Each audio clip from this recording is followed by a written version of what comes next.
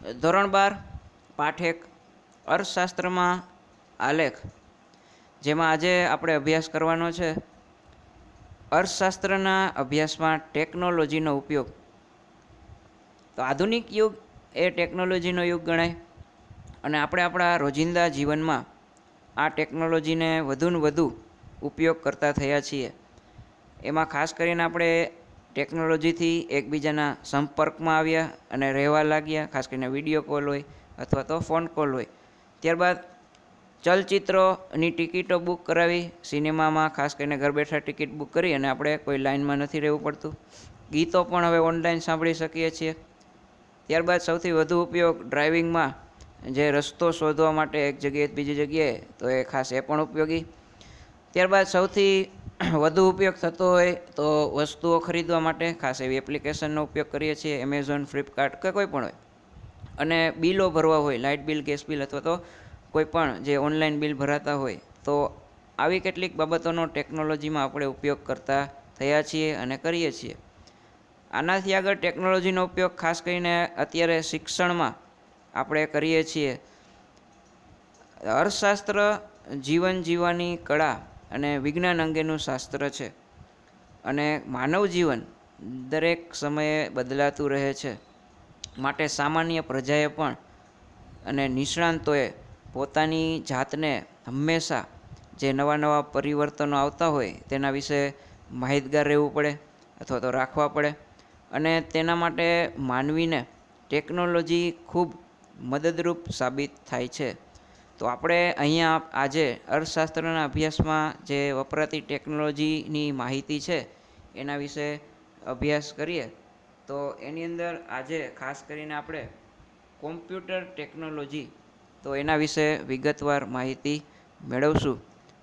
તો computer technology, કોમ્પ્યુટરથી અર્થશાસ્ત્રનો વિદ્યાર્થી અજાણ નથી. સામાન્ય રીતે તમારે કોઈ પણ ધોરણની અંદર અથવા તો ક્યાંય ને ક્યાંય કોમ્પ્યુટર તો સામાન્ય રીતે આપણે જોયું જોઈએ અને ઘણા અંશે આવડતું પણ હોય ચલાવતા, તેને કેવી રીતના પ્રોસેસ કરવું.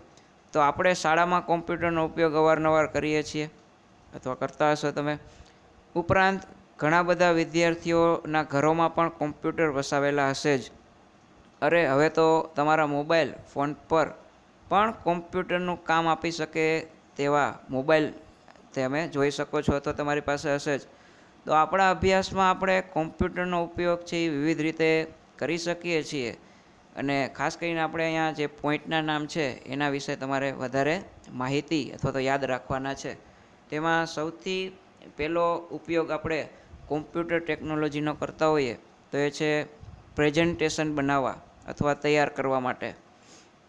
તો અર્થશાસ્ત્રના સિદ્ધાંતો કે અટપટી આંકડાકીય માહિતી, જે ખાસ કરીને બે વસ્તુ વધારે જોવા મળે, પણ એને જો પાવર પોઈન્ટ પ્રેઝન્ટેશન, જેને આપણે પીપીટી ફાઇલ પણ કહેતા હોઈએ, તો એના દ્વારા ખૂબ જ સરળતાથી સમજાવી શકીએ છીએ. અટપટા સિદ્ધાંતો હોય કે આંકડાકીય માહિતી હોય.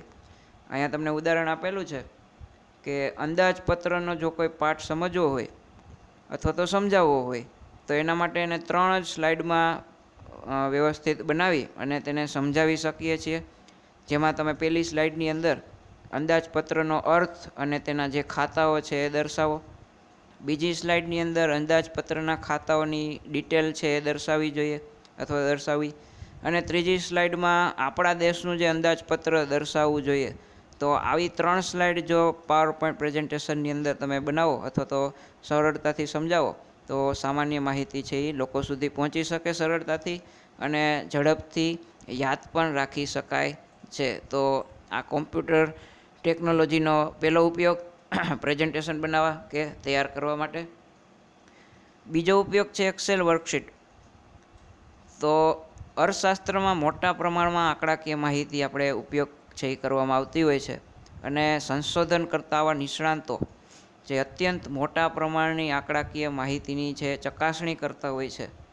જેમ કે જ્યારે આપણે કોઈ ભારતના નાના પાયાના ઉદ્યોગ દ્વારા ઉત્પન્ન થતી જે ચીજ વસ્તુઓ છે તેની માહિતી મેળવવાના પ્રયાસો કરીએ ત્યારે આપણને અસંખ્ય એવી ચીજ વસ્તુના ઉદાહરણ મળે, બરાબર. કેમ કે નાના પાયાના ઉદ્યોગો ઘણા બધા છે.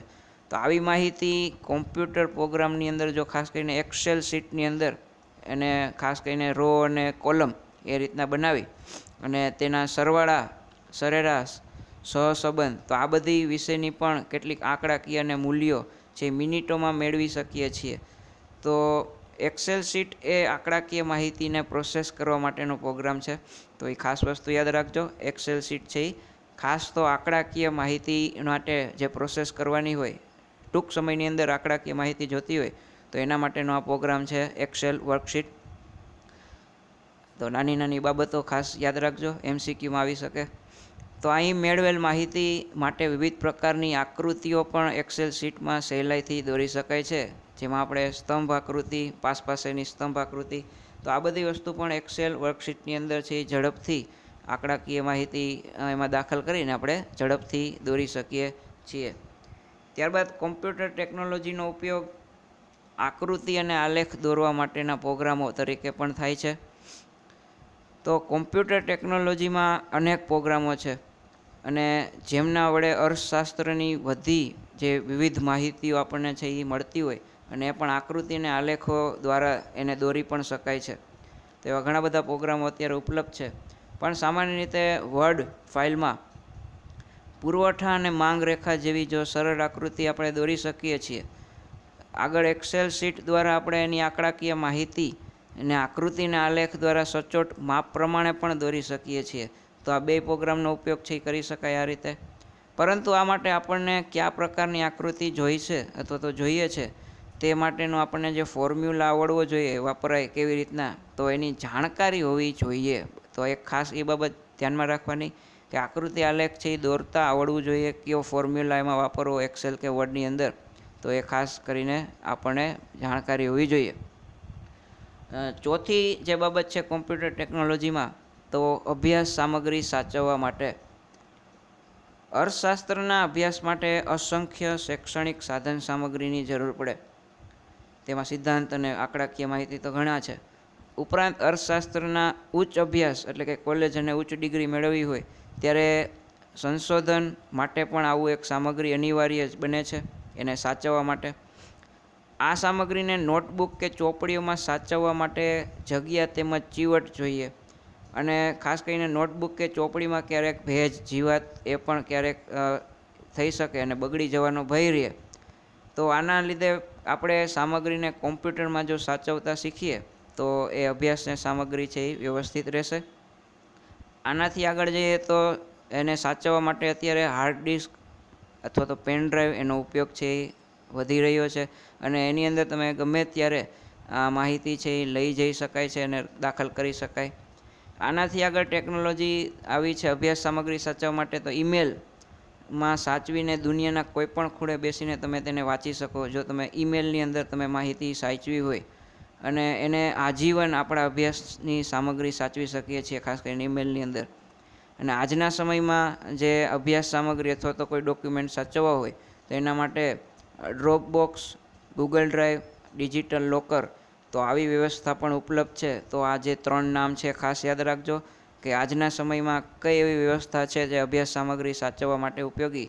તો આ 3 બાબત ખાસ યાદ રાખજો: ડ્રોપબોક્સ, ગૂગલ ડ્રાઈવ અને ડિજિલોકર. ત્યારબાદ 5મું જે ખાસ બાબત છે કોમ્પ્યુટર ટેકનોલોજીની અંદર, 5મી બાબત કે અન્ય સાધનો. તો આંકડાશાસ્ત્રના જે એડવાન્સ પ્રોગ્રામ, જે આપણે અર્થશાસ્ત્રની અંદર આંકડાકીય માહિતી હોય તો એનામાં ખાસ એડવાન્સ પ્રોગ્રામ પણ આપેલા ઉપલબ્ધ છે.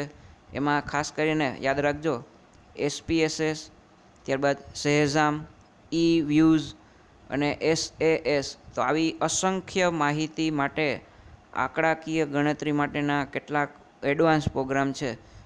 પણ આવા પ્રોગ્રામ છે એ બજારોમાં ખૂબ જ ઊંચી કિંમતે મળે છે, જેથી કરીને સામાન્ય વ્યક્તિ છે એ અથવા તો સામાન્ય આંકડાકીય માહિતીમાં આનો ઉપયોગ ના કરાય, પણ કોઈ વિશિષ્ટ પ્રોગ્રામ આંકડાશાસ્ત્રનો હોય ત્યારે જ આપણે આનો ઉપયોગ કરે અને આની કિંમત વધારે છે.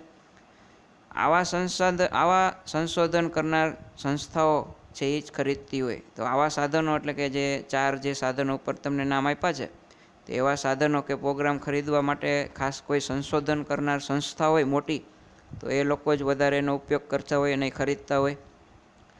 કેટલાક સોફ્ટવેર એવા પણ છે જે વિના મૂલ્યે ફ્રી ઓફ છે ઇન્ટરનેટ પરથી પ્રાપ્ત થઈ શકે, જેમાં તમે જોઈ શકશો કે એક છે ગ્રેટેલ, એક છે PSPP અને એક R. તો આવા એક 3 પ્રોગ્રામ એવા છે જે આંકડાશાસ્ત્રની અંદર ઉપયોગ થાય અને ફ્રી ઓફ વિનામૂલ્યે પ્રાપ્ત થતા હોય. તો આજના યુગમાં કોમ્પ્યુટરના મોટા ભાગના બધા જ કાર્યો આપણને ખબર છે કે ટેબ્લેટ કે મોબાઈલ ફોન દ્વારા પણ થઈ શકે છે. છેલ્લે એક નાનકડો પોઈન્ટ છે કે કોમ્પ્યુટર ટેકનોલોજીના ઉપયોગ અંગેના ભય સ્થાનો. તો આ પ્રશ્ન તમને 2 માર્ક કે એવી રીતના પૂછી શકે કે કયા ભય સ્થાનો છે. હવે કોમ્પ્યુટર એક યંત્ર સાધન છે અને તે અભ્યાસ સામગ્રી નથી. તો ખાસ યાદ રાખવું, એ અભ્યાસ સામગ્રી નથી. એની અંદર આપણે જે દાખલ કરીએ છીએ માહિતી, એ જ આપણને બહાર છે એ આપે છે. તો એક યંત્ર સાધન છે. તે આપણને અભ્યાસની પ્રક્રિયા સરળ કરવામાં મદદ કરે છે. નો ડાઉટ, અભ્યાસ આપણને વારંવાર શીખવો હોય તો એ આપણને ગમે ત્યારે જોવા મળશે અને તેનો ઉપયોગ જ્ઞાન કે અભ્યાસની અવેજીમાં થઈ શકે નહીં. પરંતુ તે એક શિક્ષક તરીકેનું કામ ના કરી શકે, બરાબર. તો એ અવેજી રૂપ કાર્ય નથી અભ્યાસની અંદર ખાસ કરીને. ઉપરાંત આપણને કોમ્પ્યુટરના પ્રોગ્રામની અંગેની જાણકારી જો ના હોય તો ખોટી આકૃતિ કે આલેખ દોરાઈ જાય, ખોટી સરેરાશ અથવા તો કોઈ પણ આંકડાકીય ફોર્મ્યુલા જો આવડતી ના હોય તો એ રીતના પ્રાપ્ત થાય, ત્યારે આપણે મુશ્કેલીમાં મુકાઈ જઈએ છીએ. તો આ ખાસ માહિતી જાણકારી હોવી જોઈએ. ઘણી વખત કોમ્પ્યુટરમાં જે મટીરિયલ છે એ ખોટી જગ્યાએ સેવ કરી હોય અથવા તો તેમાંથી ડિલીટ થઈ શકે છે. તો ખાસ એ પણ ધ્યાનમાં રાખવું પડે કે જે માહિતી આપણે સેવ કરીને રાખી છે, ચીવટપૂર્વક રાખી હોય છતાં પણ ક્યાંક એવી જગ્યાએ મુકાઈ જાય જે આપણને યાદ ના રહે અથવા તો ક્યારેક ડિલીટ પણ થઈ શકે છે. તો આ કોમ્પ્યુટર ટેકનોલોજીનો પ્રશ્ન છે એ તમને કોઈ પણ માર્કની અંદર છે એ પૂછાઈ શકે. તો ખાસ છે એ યાદ રાખજો.